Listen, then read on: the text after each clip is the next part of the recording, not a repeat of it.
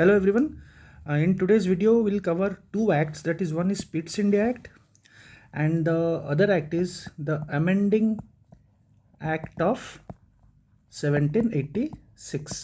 पहले हम कवर करेंगे पिट्स इंडिया एक्ट क्या था, क्यों आया था, and what are the main provisions of Pitt's India Act of 1784. ठीक है. सो पिट्स इंडिया एक्ट जब आया तब जो ब्रिटिश पीएम थे 1783 से लेकर 1801 तक, he was William pit. So he was the one who introduced the bill, और यही बिल आगे पिट्स इंडिया एक्ट बनी. मेन एम क्या था, जो रेगुलेटिंग एक्ट ऑफ 1773 का जो वीकनेस था उसको रिमूव करने के लिए. You can see my previous video, I will put the link in the description, जहाँ पे मैंने पूरी तरीके से रेगुलेटिंग एक्ट ऑफ 1773 क्यों आया था, what are the reasons, and what are the provisions with respect to East India Company in British and East India Company in India, and what are the defects. ठीक है, ये सब मैंने last video regulating act में detail में explain किया है. You can go through the video. Fine. So एक हो गया तो टू रिमूव द वीकनेस. दूसरा है to bring companies administration in India under the supreme control of British Parliament. ये सबसे मेन चीज़ था. ब्रिटिश पार्लियामेंट के अंडर के सुप्रीम कंट्रोल के अंडर में जो कंपनीज का एडमिनिस्ट्रेशन है वो लाएंगे. ये इसका एम था पिट्स इंडिया एक्ट का. Now coming to the main provisions of the Pitt's India Act of 1784. पहले तो कोर्ट ऑफ डायरेक्टर्स जो पहले से भी था उनको लाइक मैंडेट किया गया कि they will manage only the commercial affairs of the east India company. सिर्फ कमर्शियल अफेयर्स को मैनेज करेंगे. अब यहाँ पे कोर्ट ऑफ डायरेक्टर्स कितने थे? 24 थे. ठीक है. यहाँ पे एक चीज़ which you need to remember is court of directors जो 24 नंबर थे ये पहले से ही है. ये 1600 जब ईस्ट इंडिया कंपनी आई थी तब से ये कोर्ट ऑफ डायरेक्टर्स में 24 है. आगे जाके ये चेंज होगा, बट फिलहाल के लिए the court of directors is 24 directors. Okay. And they will be elected by the court of proprietors. ठीक है, एनुअली. कोर्ट ऑफ प्रोप्रीटर्स जिसको हम शेयर होल्डर्स बोलते हैं. ये सब हमने रेगुलेटिंग एक्ट में कर रखा है. You can go through the Regulating Act to see in detail. ठीक है. तो ये तो पहले से था, लेकिन उनको अभी काम किया दिया गया कमर्शियल अफेयर्स को मैनेज करने के लिए. सो नया क्या है? नया है कि यहाँ पे एक न्यू बोर्ड आई. उस बोर्ड का नाम है बोर्ड ऑफ कंट्रोल. ठीक है. अब बोर्ड ऑफ कंट्रोल मैनेज क्या करेगी? Only the political affairs of the east India company. मतलब इंडिया में जो पॉलिटिकल अफेयर्स है उसको डील करेगी. ठीक है. अब यहाँ पे इस बोर्ड ऑफ कंट्रोल में क्योंकि ये एक बॉडी है तो यहाँ पे कुछ लोग रहेंगे. So there are 6 commissioners. ठीक है, यहाँ पे इंट्रोड्यूस हुआ. Now this new board was introduced in the Pitt's India Act. You need to remember, जो कि आखिर तक रहेगी. ठीक है. खास करके गवर्नमेंट ऑफ इंडिया एक्ट 1858 तक रहेगी, बिकॉज उस टाइम पे ईस्ट इंडिया कंपनी एबोलिश हो जाएगा इंडिया में. ठीक है, ये हम आगे कवर करेंगे. ठीक है. सो यहाँ पे 6 कमिश्नर्स रहेंगे. उनमें से एक होगा चांसलर ऑफ द एक्सचेकर जो कि ब्रिटिश में है, एक सेक्रेटरी रहेगा ऑफ द स्टेट, और एक 4 प्राइवेट काउंसिलर्स. और ये सब के सब appointed by the king. Remember, it is not the governor general, it is the king जो कि ये 6 कमिश्नर्स को अपॉइंट करेगा. सो कहीं ना कहीं अगर आप ध्यान से देखेंगे, क्योंकि 2 प्रकार का यहाँ पे गवर्नेंस शुरू हो गया. यहाँ पे कमर्शियल एस्पेक्ट्स को कोर्ट ऑफ डायरेक्टर्स देखेगा, और जो बोर्ड ऑफ कंट्रोल है ये मैनेज करेगा पॉलिटिकल अफेयर्स. तो a form of double government was introduced, और ये पूरा का पूरा कंटिन्यू हुआ 1858 तक. और इन दोनों का काम 1858 में जाएगा secretary of state for India. Secretary of state एक नया पोस्ट क्रिएट होगा फॉर इंडिया, जो कि हम आगे कवर करेंगे गवर्नमेंट ऑफ इंडिया एक्ट 1858 में. ठीक है. इन दोनों का काम इनके पास चला जाएगा, सेक्रेटरी ऑफ स्टेट के पास चला जाएगा. ठीक है. और क्या हुआ? Changes in the composition of governor general in council. ठीक है. इससे पहले हमने पढ़ा था लास्ट वीडियो में रेगुलेटिंग एक्ट में कि कितना मेंबर थे? 5 मेंबर थे. 1 governor general Warren Hastings plus 4 members थे. हमने डिटेल में किया था. अब ये जो 5 मेंबर है वो रिड्यूस कर दिया गया 3 मेंबर्स को. ठीक है. प्रॉब्लम क्या हुआ था? जैसे कि हमने बात किया, इस 5 के जो था इनका पूरा डिसीजन बाइंडिंग था. ठीक है. इनका डिसीजन बाइंडिंग था किसके ऊपर? गवर्नर जनरल के ऊपर. तो यहाँ पे जब 3 मेंबर हो गए हैं तो थोड़ा बहुत काम इजी हो जाता है, बिकॉज यहाँ पे अगर 2 का भी सपोर्ट मिल गया तो मेजॉरिटी हो गई. 2:1। एक का भी सपोर्ट, अगर गवर्नर जनरल को किसी एक का सपोर्ट मिल गया, because out of 3 1 is governor general and 2 other member, so एक का भी सपोर्ट मिल गया तो यहाँ पे काम बन जाएगा। ठीक है, ठीक। और एक चीज़ यहाँ पे इम्पोर्टेंट चीज़ ये है कि इन 3 मेंबर में से one of them would be commander in chief of the British crowns army in India. एक इनमें से एक कमांडर इन चीफ होगा। ठीक, ओके। तो ये कंपोजिशन अभी के लिए 3 है। ठीक, fine.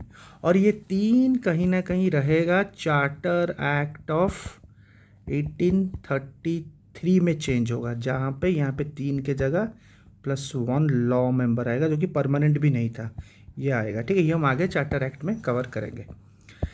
Next point is the power of governor general council over subordinate presidencies was extended. पहले भी था power of governor general in council, खास करके जो गवर्नर जनरल बंगाल है उनका जो काउंसिल है पहले से भी बॉम्बे एंड मद्रास में था, लेकिन यहाँ पे थोड़ा बहुत एक्सटेंड हुआ। In all matters of war, diplomatic relations and revenue में भी एक्सटेंड हुआ, थोड़ा बहुत एक्सटेंड किया गया सबऑर्डिनेट प्रेसिडेंसीज। यहाँ पे एक चीज़ यू नीड टू रिमेंबर इस पहले से भी था, दैट इज़ रेगुलेटिंग एक्ट से ये पहले था, लेकिन थोड़ा मैटर्स में चेंज करके थोड़ा बहुत एक्सटेंड किया गया। ठीक है, fine. Next is the governor general council was made subordinate to the British government. जैसे कि हमने बोला ब्रिटिश पार्लियामेंट के अंडर में कहीं ना कहीं सबऑर्डिनेट हो गया, लाइक रिपोर्ट करना पड़ेगा, subordinate to the British parliament. और यहाँ पे the governor general in council was forbidden to declare war without prior sanction of the court of directors. तो कोर्ट ऑफ डायरेक्टर्स का भी पावर यहाँ पे काफ़ी है कि आप वॉर डिक्लेयर करने से पहले आपको प्रायर सैंक्शन लेना पड़ेगा कोर्ट ऑफ डायरेक्टर्स का, जहाँ पे 24 डायरेक्टर्स है।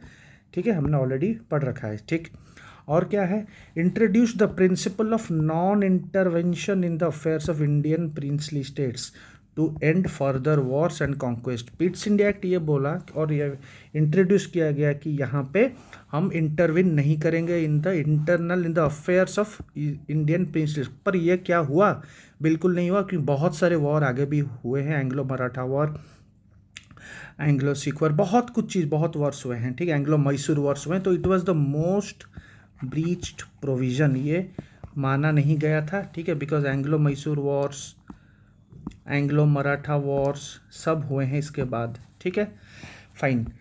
Next point is for the first time the term British possessions in India was use. पहली बार explicitly British possessions in India use किया गया। और एक पॉइंट क्या है, last point is the act mandated, mandatory कर दिया कि all civil and military affairs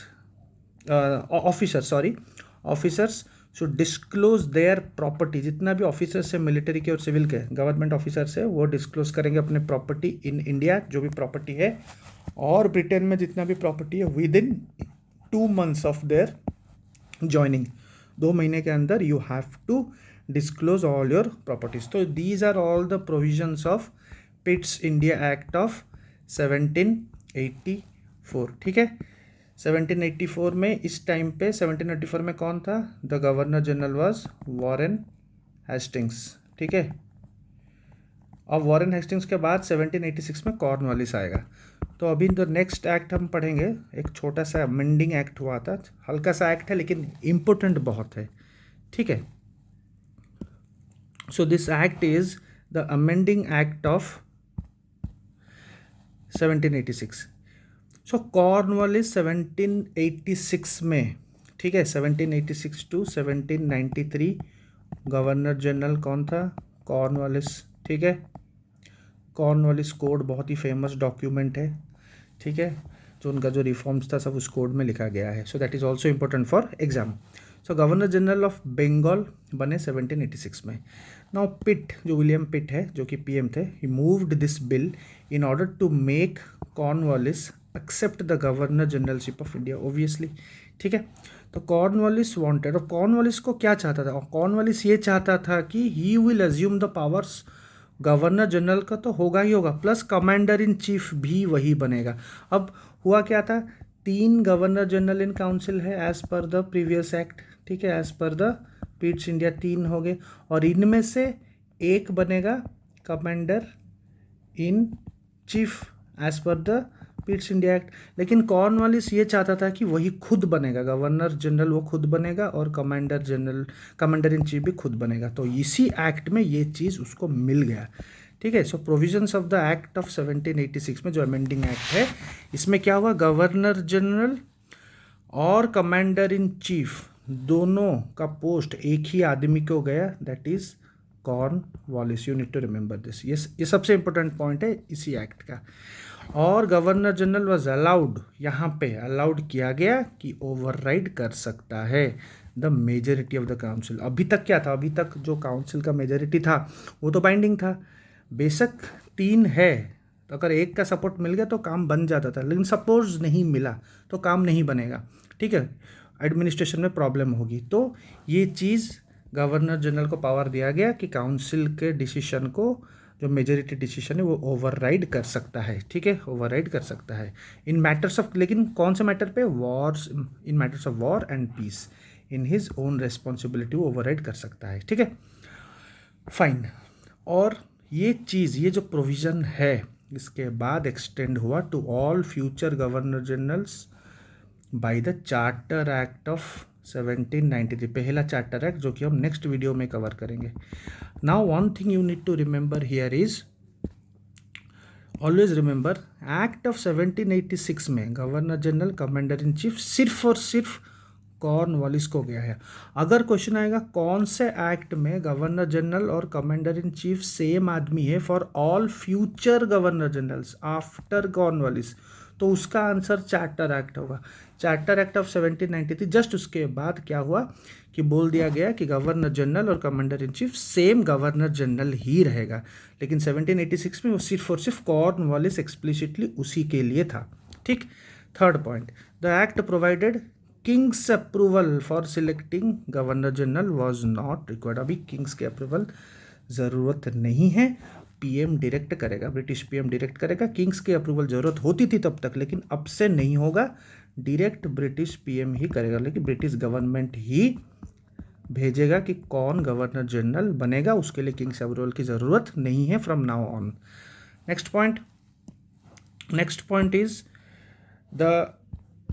the act confirmed the power of the court of directors। अब कोर्ट ऑफ डायरेक्टर को पावर दिया गया किसमें, 3 चीज़ अपॉइंट करने में, commander in chief, governor general, councillors. हम सबको पता है कि गवर्नर जनरल और कमांडर इन चीफ एक है, ठीक है। तो कोर्ट ऑफ डायरेक्टर्स को पावर दिया गया, लेकिन ये कोर्ट ऑफ डायरेक्टर्स भी कहीं ना कहीं are accountable to the government, ये हम पहले एक्ट से भी पढ़ लिए हैं। तो कहीं ना कहीं पूरा का पूरा सरकार ही इसको रेगुलेट कर रही है, जैसे कि हमने ऊपर पढ़ा है, यहाँ से पूरा का पूरा सब कुछ आ गया है under the supreme control of British parliament. So this is the 2 acts, पिट्स India act and 1786 act. इसके बाद हम चार्टर एक्ट कवर करेंगे, जितने भी चार्टर एक्ट्स हैं, ठीक है, फ्रॉम 1793, 1813, 1833, 1854, फिर उसके बाद हम गवर्नमेंट ऑफ इंडिया एक्ट 1858, फिर इंडियन काउंसिल्स एक्ट ऑफ 1861, 1892, 1909, फिर government of India act 1919 and 1935। सब डिटेल में इसी स्टाइल में हम कवर करेंगे। So that's it for today, thank you.